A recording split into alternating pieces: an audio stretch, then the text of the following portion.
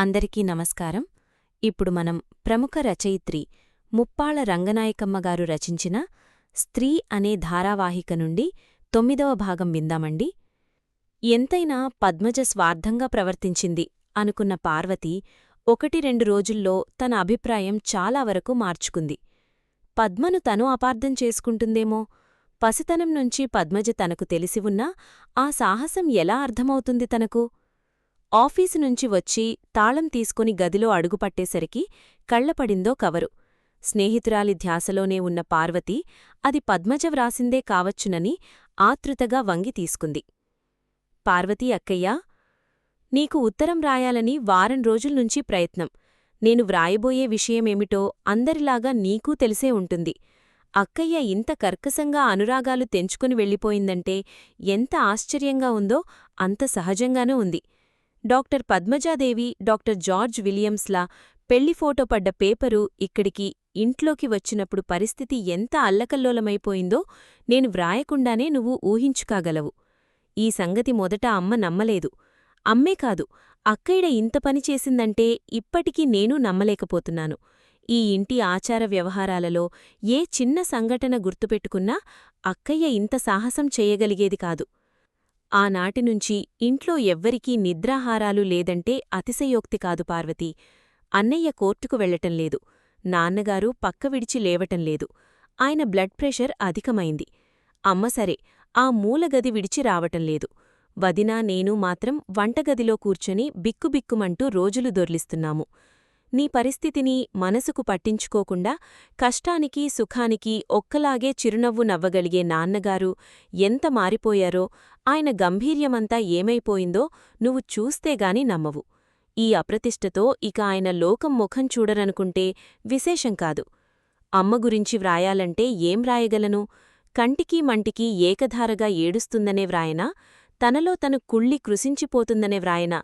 ఈ వారం రోజులకే పోలిక దొరకనంత చిక్కి శల్యమైందనే వ్రాయనా?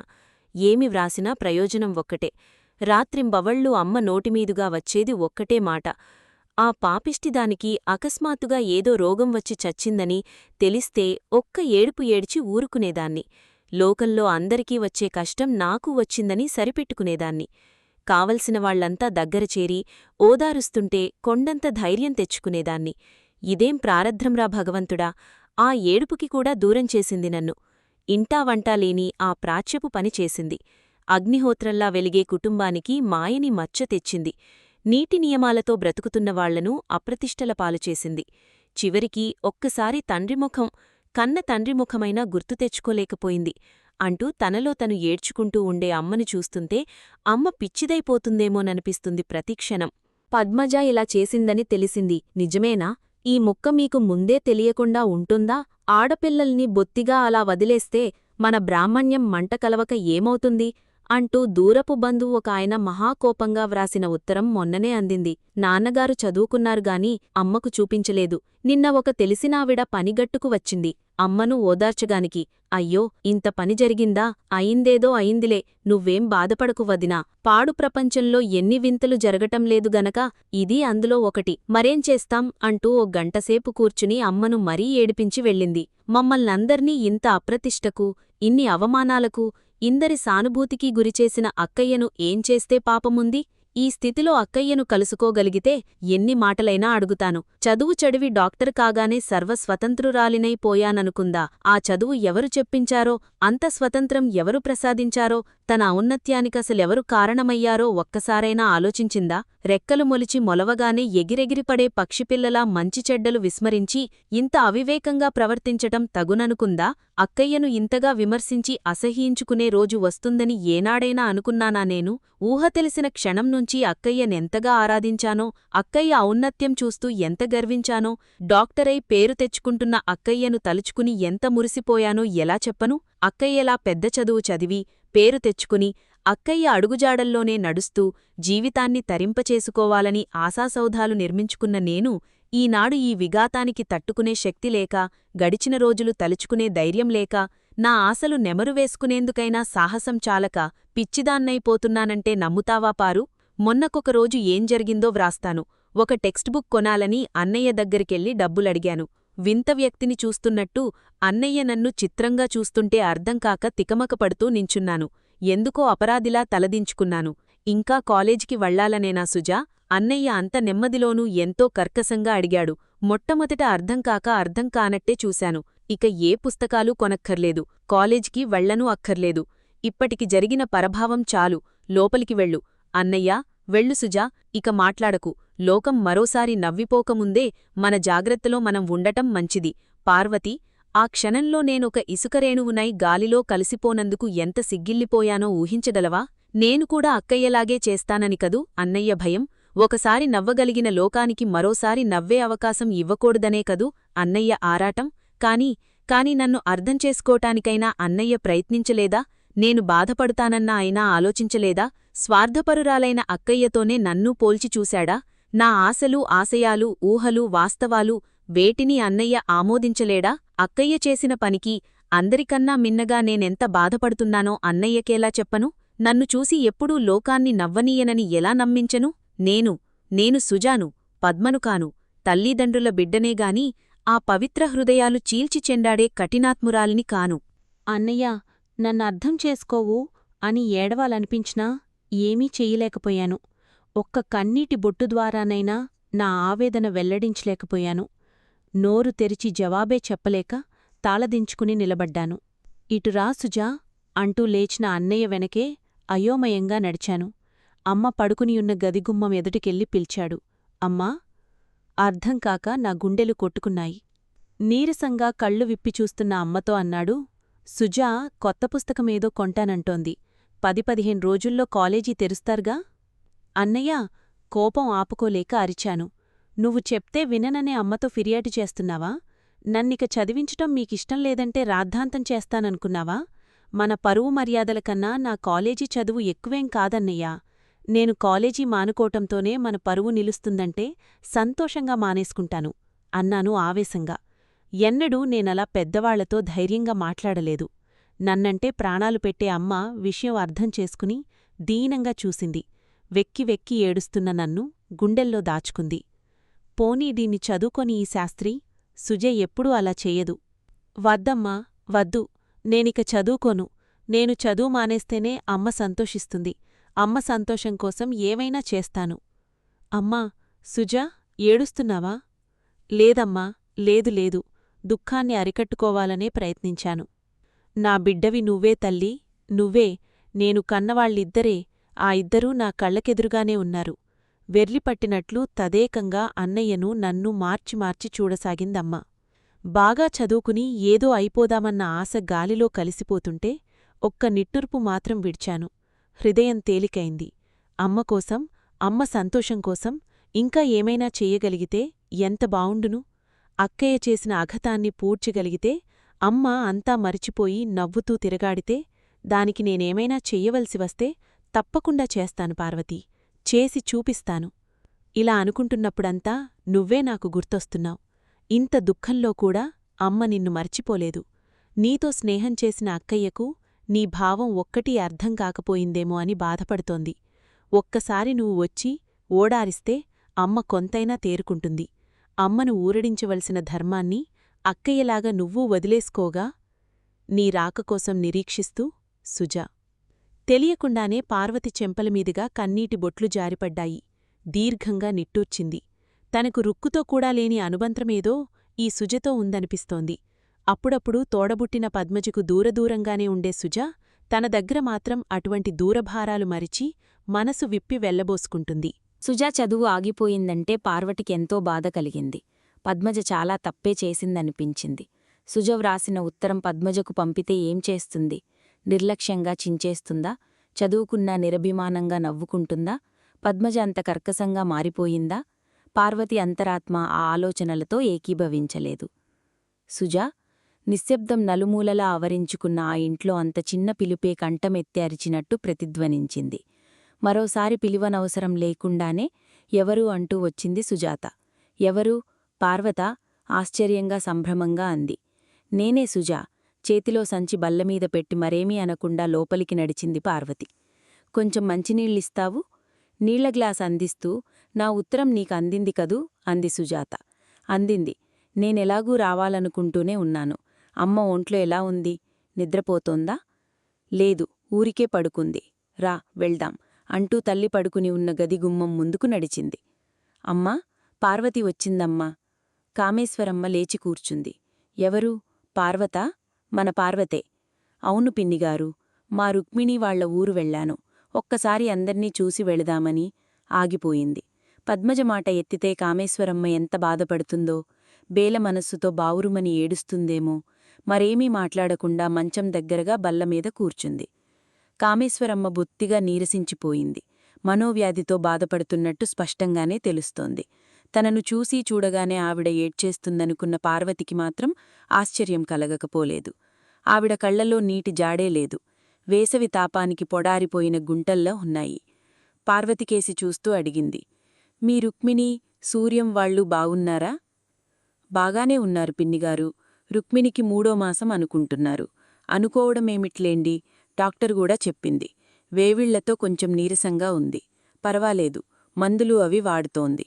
సూర్యం రిజల్ట్స్ తెలిసాయి. మొన్ననే BA పాసయ్యాడు. ఇక ఎక్కడైనా ఉద్యోగం చూసుకోవాలి. ధోరణ్లా అన్నీ తనే చెప్పేసింది. ఉద్యోగం ఏదైనా దొరికేలా ఉందా వాడికి? కాస్త ప్రయత్నిస్తూనే ఉన్నాను. ఈ మధ్యనే మాకు కొత్త ఆఫీసర్ వచ్చాడు. ఆయన చాలా మంచివాడని విన్నాను. ఒకసారి వెళ్ళి అడిగితే ఏమవుతుందో మరి. ఇటునుంచి వెళ్ళాక వెళ్దామనుకుంటున్నాను. ఈ రోజుల్లో ఉద్యోగాలంటే మాటలా పిన్నిగారు? ఎంతో కష్టపడితేగాని ఫలితం దక్కటం లేదు. అది అదృష్టవంతులకే. అయితే మీ చెల్లాయి పురుడు వాళ్ళింటి దగ్గరే పోసుకుంటోందా? అలాగే అంటోంది మా అత్తయ్య. నాకిష్టం లేదు పిన్నిగారు. నేనంటూ ఉంటే దానికి పుట్టిల్లున్నట్టే లెక్క. మొట్టమొదటి పురుడు కదా, తీసుకొచ్చి నా దగ్గరే ఉంచుకుందామనుంది. రుక్కుతో పాటు అత్తయ్యని కూడా రమ్మన్నాను. ఆస్పత్రిలో చేర్చేస్తే అంతా వాళ్లే చూసుకుంటారు. ఆ పల్లెటూళ్ళో ఎందుకు బాధపడాలి చెప్పండి? నిజమేను, నీ ఆలోచనే బావుంది. కామేశ్వరమ్మ ఇంకా ఏమైనా అడుగుతూ ఉంటే బావుండుననిపించింది పార్వతికి. గడిచిన 10-15 రోజుల్లోనూ తల్లి అంత ఎక్కువగా మాట్లాడటం చూడని సుజాత ఆశ్చర్యంగా వింటూ కూర్చుంది. సుజా, పార్వతి ఎప్పుడు భోజనం చేసుందో ఏమో, స్నానం చేస్తుందేమో చూడు. వెళ్ళమా పార్వతి, ముందు కొంచెం అన్నం తిన్రా. మాట్లాడకుండా లేచింది సుజాత. మరేమీ అనకుండా వెంట వెళ్ళింది పార్వతి. పార్వతికి అన్నం వడ్డిస్తూ గొంతు తగ్గించి మళ్ళా వెనకటిగాదంతా వివరించింది సుజాత. సుజా వ్రాసినట్టు ఇల్లంతా బొత్తిగా వెలవెలబోతున్నట్టే ఉంది. ఇంట్లో అందరూ ఉన్నా ఎవ్వరూ లేరనిపిస్తోంది. కాస్త గట్టిగా మాట్లాడుకోవటానికి కూడా మనసొప్పకుండా ఉంది. పద్మజ కబుర్లు చెప్తోంటే సుజా కళ్లల్లో నీళ్లు తిరిగాయి. అక్కయ్య ఇలా చేస్తుందని మనమెవ్వరం అనుకోలేదు కదూ అంటూ పార్వతి మొహంలోకి చూసింది. వెంటనే ఏం మాట్లాడలేకపోయింది పార్వతి. పద్మజ ఏమంత ఘోరమైన నేరం చేసిందని వీళ్లంతా ఇలా బాధపడుతున్నారు? కోరుకున్నవాణ్ణి సాహసించి పెళ్లి చేసుకుంది, అంతేగా. అలాంటి సాహసం మాత్రం ఎంతటివాళ్లకు అనిపించింది. పాపం పద్మని మనమంతా బొత్తిగా అపార్థం చేసుకుంటున్నామేమో సుజా. తను మాత్రం ఏమంత తప్పు చేసిందని? విస్మయంగా చూసింది సుజాత. అక్కయ్య గురించే నువ్వు మాట్లాడుతున్నది? తప్పు చెయ్యనేలేదు. నిజంగా అక్కయ్యని నువ్వు సమర్థిస్తున్నావా పార్వతీ? సమర్థించటం కాదు సుజా, పద్మజను విమర్శించటానికి మనమెంతటివాళ్లం అనిపిస్తోంది నాకు. వంశాచారాలని, కుటుంబ సాంప్రదాయాలని త్రోసిపుచ్చుతున్నానని పద్మజకి తెలియదంటావా? 10 మంది హేళనగా చెప్పుకుంటారని, అమ్మానాన్న బాధపడతారని ఆలోచించలేదంటావా? అయినా ఆ వ్యక్తిని పెళ్లి చేసుకుందంటే, పద్మజ తెలివితక్కువగా ఆ పనిచేసిందంటే నేనొప్పుకోను. కాదు పార్వతీ, పోని మిగతా విషయాలన్నీ వదిలై. అమ్మకోసం, నాన్నకోసమైనా అక్కయ్య తన కోరిక చంపుకోవలసింది. బిడ్డల్ని ప్రేమాభిమానాలతో పెంచి ప్రయోజకుల్ని చేయవలసిన బాధ్యత తల్లిదండ్రులకేగాని, ఆ తల్లిదండ్రుల పట్ల వినయ విధేయతలతో ప్రవర్తించవలసిన కర్తవ్యం బిడ్డలకు లేదంటావా? ఎలా అంటాను సుజా? కాని పద్మజ ఇష్టమున్న వ్యక్తిని దూరం చేసుకుని జీవితాంతం బాధపడాలంటావా? ఇష్టాలకు అర్థమేమిటి పార్వతీ? మన బ్రతుకులు నాశనం చెయ్యాలని పెద్దవాళ్లు ప్రయత్నిస్తారా? మన వంశ ప్రతిష్టలు, సంప్రదాయాలు, రీతిరివాజులు అన్నీ ఉగ్గుపాలతో నేర్చుకుని కూడా అలాంటి అర్థంలేని ఇష్టాలెందుకు పెంచుకోవాలి? అమాయకంగా మాట్లాడుతున్నావు సుజా. మనస్సనేది పూర్తిగా మన వశంలో ఉండదు. మనస్సుని శాసించుకోగలిగే శక్తి మనిషికున్ననాడు ఇలాంటి సమస్యలే ఉత్పన్నం కావు. అయినా ఈ నిబంధనలన్నీ మనలాంటి వాళ్లకిగాని పద్మజెక్కాదు. అక్కయ్య తత్వం మొదట్నుంచీ తెలిసికూడా ఇంత పిచ్చిగా బాధపడతావెందుకు? ప్రకృతే క్షణక్షణానికి మారిపోతున్న ఈ కాలంలో ఇంకా వంశాలు, ఆచారాలు, కులాలు, గోత్రాలు ఆలోచిస్తే అంతా సంకుచితంగానే కనిపిస్తోంది. పద్మజలాంటివాళ్లే పుట్టకపోతే మనం, మన సంఘం ఎన్ని తరాలు వెనకబడి ఉండేవాళ్లమో అనిపిస్తోంది. ఇలా ఎవరూ సాహసించలేకపోతే సంఘ సంస్కారమనేది ఎలా జరుగుతుంది? ఒక రకమైన చిరాకుతో చూసింది సుజాత. ఇప్పుడు మన సంఘానికొచ్చి పెద్ద లోటేమిటంటావు సంస్కారాలకి? ఎందుకులేదు, ఎంతైనా ఉంది. పరిస్థితులతో పాటు, కాలగమనంతో పాటు మనుషులు మారకపోవటం లోటెందుక్కాదు? ఈ ఇంట్లో పరిస్థితే చూడు. నీ తల్లికి అక్షరజ్ఞానమైనా లేదు. ఆమె కడుపున పుట్టిన బిడ్డ డాక్టరయింది. ఆడపిల్ల ఇంటి గడప దాటి వీధిలో అడుగు పెడుతోంది. స్త్రీ పురుషులు చదువుల నిమిత్తమో, ఉద్యోగాల నిమిత్తమో కలిసి మసల్తోన్న ఈ కాలంలో వయస్సుతో పాటు వారి మధ్య ఆకర్షణలు, అనురాగాలు అసహజం కాదు. తదనుగుణంగా ఈ సంస్కార వివాహాలకు కూడా అవకాశమివ్వక తప్పదు. రోజులు శరవేగంతో మారిపోతోంటే సంఘం పాత నియమాలతోనే మడికట్టు కూర్చుంటూ ఉంటే ఎలా వీలవుతుంది? పద్మజలాంటివాళ్లే సంఘం పురోభివృద్ధికి వెన్నెముకలాంటివాళ్లు తెలుసా? అందరితో పాటు కాస్త ఆలోచించగలిగినవాళ్లు కూడా మూర్ఖంగా పద్మజని విమర్శించటం ఏమో నాకు నచ్చలేదు సుజా. నువ్వు ఎన్ని చెప్పు పార్వతీ, నాది మూర్ఖత్వమే కావచ్చు. ఆ సంస్కారమేదో మా ఇంటి నుంచి బయలుదేరటం మాత్రం నాకిష్టం లేదు. అక్కయ్య సాహసంతో మా కుటుంబం అల్లరిపడింది. మేమంతా అవమానాల పాలయ్యాం. సంఘ సంస్కారం జరుగుతోందని సంతోషించేంత విశాల హృదయాల్లేవు మాకు. సుజా చిన్నబుచ్చుకుంది. క్షమించు సుజా, నీకు చాలా కోపమొచ్చింది. నన్నింత అపార్థం చేసుకుంటావనుకుంటే నా మనసులో మాట విడమర్చి చెప్పేదాన్ని కాదు. నాకేం కోపం లేదు పార్వతీ. ఒక్కటి చెప్పు, నువ్వే అయితే అక్కయ్యలా చేస్తావా? అలాంటి ధైర్యసాహసాలు నాకా? పద్మజని అర్థం చేసుకుందామనే ప్రయత్నించాను కాని నేను పద్మని ఎన్నటికీ కాలేను. తిరస్కారంగా అంది సుజాత. ఆవిణ్ణి నువ్వింతగా మెచ్చుకోవాల్సిన ఘనపేమీ నాకు కనిపించడంలేదు. కనిపెంచిన తల్లిదండ్రుల్ని తృప్తిపరచలేనివాళ్లు ఎక్కడో సంఘాన్ని ఉద్ధరించేస్తారనుకోవటంలో అర్థంలేదు. తన వాళ్లంతా అవమానభారంతో కుళ్ళి కృశించిపోటోంటే తను మాత్రం స్వర్ధసుఖాలనుభవిస్తే సరిపోతుందా? అలాంటి స్వార్థాన్ని నేనెప్పుడూ క్షమించను. నేనే కాదు, భగవంతుడు కూడా క్షమించడు. చూడు, అక్కయ్యకి తెలిసివస్తుంది, తప్పకుండా తెలిసివస్తుంది. కోపావేశాలతో సుజ కళ్ళు చెమర్సాయి. పార్వతి మరేమీ సంభాషణ పెరగనివ్వలేదు. మూడోనాడు బయల్దేరే ముందు కామేశ్వరమ్మ మంచం దగ్గరికి వెళ్లి నిలబడింది. వెళ్ళొస్తాను పినిగారు, వెళ్లగానే ఉత్తరం రాస్తాను. మీ ఆరోగ్యం కాస్త జాగ్రత్తగా. అమ్మా పార్వతీ. కామేశ్వరమ్మ పార్వతి ముఖంలోకి తపనగా చూసింది. గత 3 దినాల్లోనూ పద్మజి గురించి ఒక్కమాటుకూడా ఆ ఇద్దరి మధ్య రాలేదు.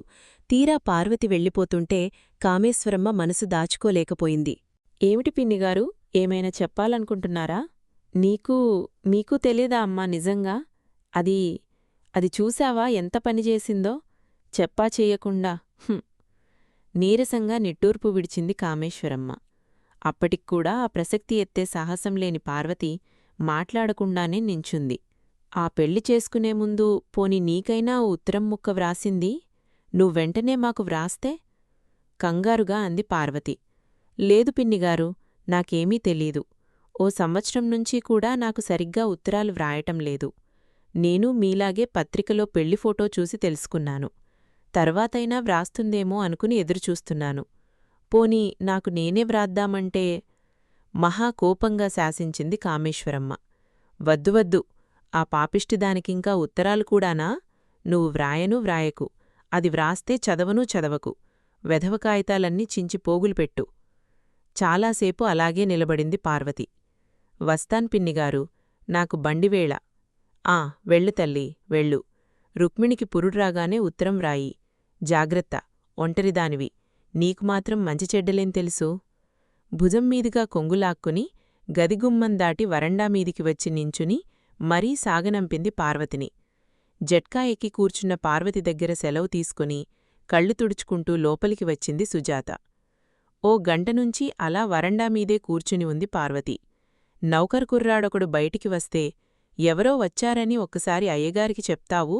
అంటూ ప్రాధేయపూర్వకంగా అడిగింది. అలాగేనని తలతాటించి పోయినవాడు అరగంటే అయిపులేదు. వరండా దగ్గర్నుంచి గేటు వరకు పాకిన లాన్ దుబ్బుల్ని, క్రోటన్స్ మొక్కల్ని మార్చి చూస్తూ కూర్చుంది నిశ్శబ్దంగా. తను వచ్చిన పని అవుతుందో లేదో, ఒకవేళ ఇలా అడగటానికి తప్పేమో, తీరా చెప్తే అయ్యగారేమంటారో ఆందోళనతో అన్యమనస్కరంగా కూర్చున్న పార్వతి కెవ్వుమని కేకపెడుతూ వరండా కిందికి పరిగెత్తింది. ఒక్క ఉరుకులోనే మెట్లన్నీ దూకి అమాంతంగా మీదపడి చీర కొంగుపట్టిని లేసిన సింహంలాంటి ఆ అల్షేషియన్ కుక్కను చూస్తూ భయంతో బిగుసుకుపోయింది పార్వతి. పులిపంజాలో చిక్కుకున్న లేడిపిల్లలాగే భయంతో విలవిల్లాడిపోయింది పార్వతి. రాజా కటువుగా పిలిపించిందో మగకంఠం. ఫో లోపలికి అంత కటువుగానూ శాసించింది. సగం నమిలిన చీరకొంగు వదిలిపెట్టి తోకాడించుకుంటూ వరండా ఎక్కింది రాజా. అయ్యగార్ని చూస్తూ సిగ్గుతో చితికిపోయింది పార్వతి. ఎవరు? పార్వతా? ఏమమ్మా ఇలా వచ్చావు? ఆశ్చర్యంగా చూశాడు ఆఫీసరు. అంతవరకు నమస్కారమైనా పెట్టకుండా నించున్న పార్వతి వినయంగా చేతులు జోడించింది. రా అమ్మా లోపలికి. అయ్యో ఎంతసేపైంది వచ్చి?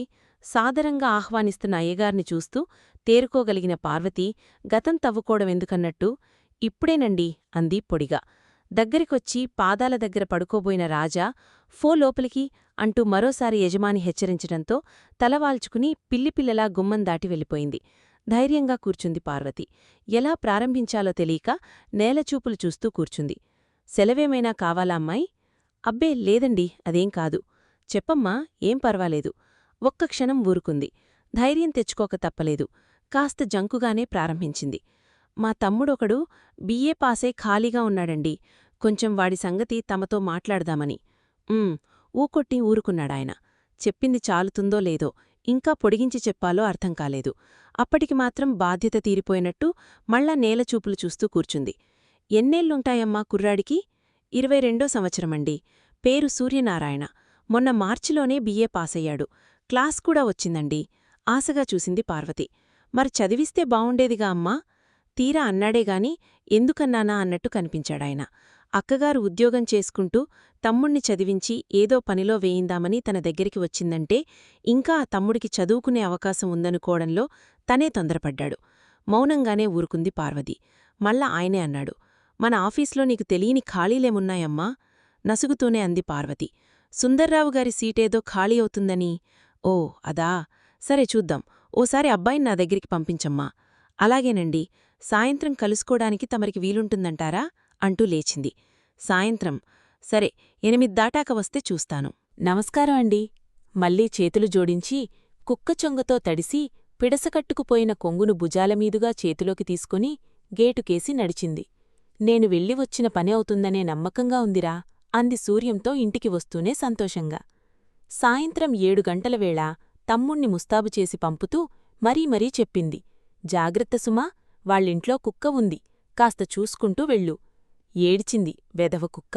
పిచ్చి పిచ్చి వేషాలేసిందో మన తడాఖా రుచి చూపిస్తాం. ఒక్క గుడ్డుతో భూమట్టం. అఘోరించావులే. దాన్ని చూస్తే పైప్రాణాలు పైనేపోతాయి. బడాయి చేకు. జాగ్రత్తగా వెళ్ళిరా. తమ్ముడికోసం ఎదురుచూస్తూ 10 గంటల వరకు వీధిగుమ్మంలోనే కూర్చుంది. వచ్చినవాడి మొహం చూస్తే పర్వాలేదు, సంతోషంగానే కనిపించాడు. ఏం ఇంత ఆలస్యమైంది? కుక్క నిన్నేం చేయలేదు కదూ? అది కాస్తా నేను వస్తున్నానని తెలిసి బెదిరి ఏ మూలో నక్కి ఉంటుంది. నాకసలు కనిపించనేలేదు. మంచిదేలే. అసలు పనేమైంది? ఇంకేమవుతుంది? కాకపోవటానికి దానికెన్ని గుండెలు? అబ్బా చెప్పరా చంపకా, నీ పోజులు నువ్వూను. ఆఫీసర్గారు కనిపించారా? ఎవడికోసం కనిపిస్తాడక్కా? పార్వతి కోపంగా అంది. వ్రే వెధవ ప్రగల్భాలు పలకు. దయతలచి ఆయనేదో సాయం చేస్తానంటే ఏమిటా పిచ్చివాగుడు? నవ్వేశాడు సూర్యం. ఊరికే అన్నాన్లేవే, నాకు మాత్రం తెలియదేమిటి? ఇదిగో ఓ ఉత్తరం ఇచ్చారు. రేపు మరో ఆఫీసర్కి చూపించమన్నారు. ఇందాక క్లబ్లో కనిపిస్తే స్వయంగా కూడా చెప్పారట. నన్ను వెళ్ళి కలుసుకోమన్నారు. అదేం సుందర్రావుగారి సీటు విషయమేం చెప్పలేదు? సుందర్రావు వంకాయ పులుసును అదేం నాకు తెలీదు. కుక్కను కట్టేసినట్టు తెలుసుకొని ధీమాగా లోపలికి వెళ్లాలు. నేను ఫలానా అని చెప్పగానే కూర్చోబెట్టి ఈ ఉత్తరం కాస్తా వ్రాసి ఇచ్చారు. కాసేపు ఏవేవో కబుర్లడిగారు. మహాబుద్ధిగా జవాబులు చెప్పి ఓ నమస్కారం బాణం వదిలేసి లేటి చక్కా వచ్చాను. పోనీలే ఆయందయ. ఇద్దరం ఒకే ఆఫీసులో అయితే అన్నిటికీ వీలుగా ఉంటుందనుకున్నాను. మరేం చేస్తాం, ఇదైనా దొరికితే అంతే చాలు. మర్నాడు కూడా అలాగే సూర్యం కోసం తహతహలాడుతూ ఎదురుచూస్తూ కూర్చున్న పార్వతి సూర్యం నవ్వుమొహం చూసి తేలిగ్గా నిట్టూర్చింది. నాకు ఉద్యోగం ఇస్తానన్నారక్కా అన్న కబురు వింటూ సంతోషంతో మాట్లాడనేలేకపోయింది చాలాసేపు. అదేమిటక్కా, నీకు సంతోషంగా లేదు? చెప్పలేనంత సంతోషంగా ఉంది సూరి. నాకేదైనా దిశేలంటూ ఉంటే అది కూడా ఈనాటితో తీరిపోయింది. నామీద నాకే గర్వం కలుగుతోందిరా. నిజమక్కయ్యా, నీలా గర్వపడగలిగే అదృష్టం కూడా కొద్దిమందికే. నువ్వాదుకు కష్టపడి చదివించకపోతే ఈసరికి నా జీవితంలో ముఖ్యమైన ఘట్టాలన్నీ ముగిసి ఉండేవి. నీ రుణం ఏనాటికీ తీర్చుకోలేనక్కా. పార్వతి తొందరపడి మాట అనేశానేమోనని నొచ్చుకుంది. తను చేసినదాన్ని తనే మెచ్చుకోవటం, తనను చూసి తనే గర్వపడటం అవివేకం కాకపోతే ఏమిటి? ఆ మాట తన నోటించే వస్తే నిజానికి తమ్ముడు బాధపడడు? లేదు సూరి, నేనేదో పిచ్చిగా అనేశానుగాని ఇందులో గర్వపడవలసిందేమీ లేదు. నువ్వు నాకు రుణపడి ఉన్నావని ఎప్పుడూ అనుకోవద్దు. నీలో ఆ భావం ఉంటే నేను సహించలేను. నువ్వు ఒప్పుకున్నా ఒప్పుకోకపోయినా నిజం నిజమే అక్కయ్యా. మరి మాటలు పెంచకుండా లోపలికి వెళ్ళిపోయింది పార్వతి. పై అధికారులకు కట్టుబడి ఒళ్ళు అమ్ముకోబోతున్న తమ్ముణ్ణి చూస్తుంటే పార్వతికేమిటో బాధ కలిగింది. ఇంకా చదివిస్తే ఎంతైనా చదివేవాడు సూరి. కాని అదెలా సాధ్యం? అందరిలా గుమస్తాగా తన తమ్ముడు ఓ గానుగెద్దు జీవితం గడుపుతాడు. తన భావం వెల్లడి కానివ్వకుండా అత్తవారింటికి పంపే ఆడపిల్లకు నీతులు బోధించినట్టు తమ్ముణ్ణి అనునయంగానే హెచ్చరించింది. జాగ్రత్త సుమా, కొత్తలో కాస్త కష్టంగానే ఉంటుంది. చిరాకుపడకు, తొందరపడి జవాబులివ్వకు. రాగారాగా అన్నీ నీకే తెలుస్తాయి. సూర్యం మాత్రం చాలా హుషారుగా ఉన్నాడు. పెళ్లికొడుకులా సరికొత్త బట్టలు వేసుకుని ముస్తాబయ్యాడు. అక్కగారి మాటలేవీ విన్నట్టే తోచలేదు. మొహానికి పౌడర్ పట్టిస్తూ, మొట్టమొదటి జీతంతో నీకెంత మంచి బహుమతి తెస్తానో చూడవే అక్కా అన్నాడు. పార్వతి నవ్వింది. అంత మాటన్నావు, అదే చాలు. అంటే నీ ఉద్దేశం? కయ్యానికి కాలు దువ్వుతూ లేచాడు సూర్యం.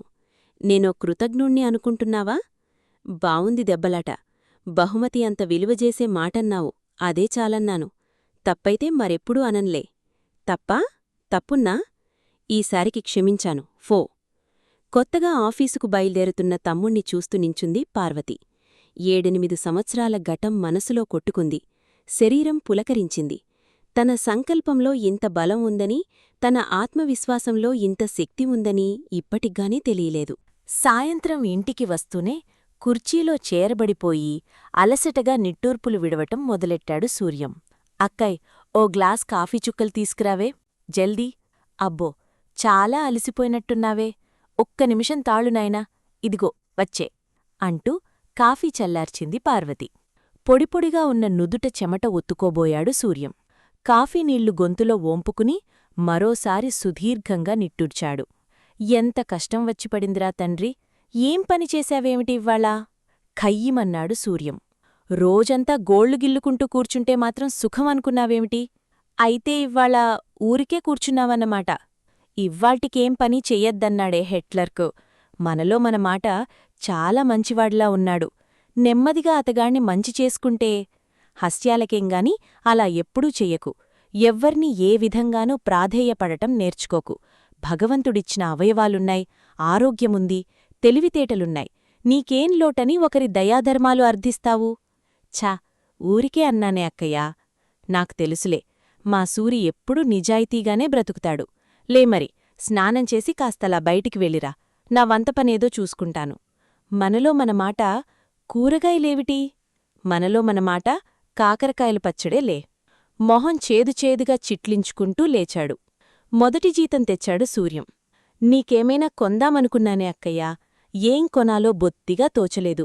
ఎంతటెంతట డబ్బు నీకిచ్చేద్దామా అని వచ్చేశాను అంటూ నోట్లన్నీ పార్వతి చేతిలో పెట్టి బుద్ధిగా నించున్నాడు. పార్వతి నవ్వింది. నాకేమైనా కావాలంటే నేనే నీతో చెప్తాలే. నీ ఖర్చులకి ఇది దగ్గరుంచుకో అంటూ 10 రూపాయల నోటు అందించింది. 10 రూపాయలే? నాకే? అమ్మో, మహాప్రసాదంలా దోసిలిపట్టి అందుకున్నాడా నోటును.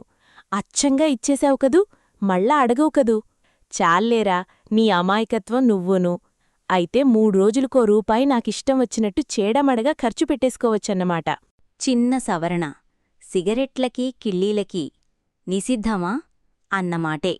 పోనీ సినిమాలకి? ఓ 2 సినిమాలకి నేనిస్తూ ఉంటాను నెలకి.